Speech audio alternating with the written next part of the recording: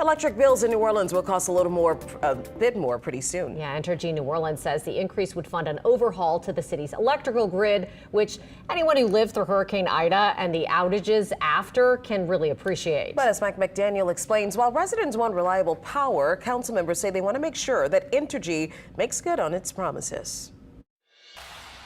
Seconded.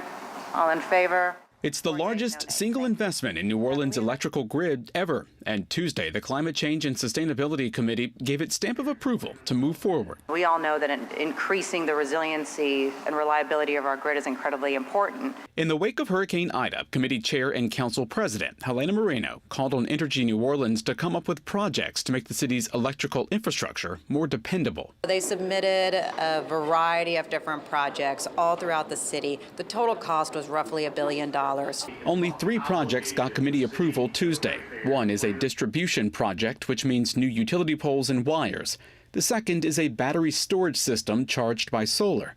The third is a transmission line project that would put new towers across Lake Pontchartrain and into New Orleans East. That's probably one of the most important projects that we can do, because after Hurricane Ida, you'll probably remember that it was because of transmission failures that we ended up being in the dark. She's talking about that massive transmission line that collapsed, cutting off the flow of power into the city, leaving most people in the dark for at least a week. All 3 projects will cost about $106 million. Half of the money is coming from the federal government. Ratepayers will pay the rest. It's a 20-cent impact on your monthly bill.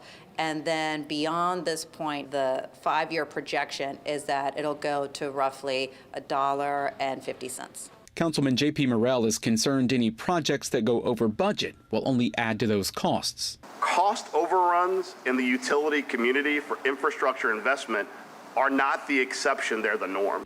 Representatives from Entergy New Orleans say the benefits of the projects outweigh the costs and want the council to approve the more than 660 other projects as well. We're not proposing something to enrich ourselves. This is truly what we recommend and believe that the city needs to make it more resilient and to withstand the storms that we're seeing. Council members say standards and metrics will be built to determine whether projects are beneficial. Because what's the point of building a bunch of stuff, but what if it never makes us any safer because we're not measuring it? And here we go, we just passed on all of these expenses to our ratepayers. Expenses city leaders say are unaffordable in a city that can't afford to be without dependable electricity.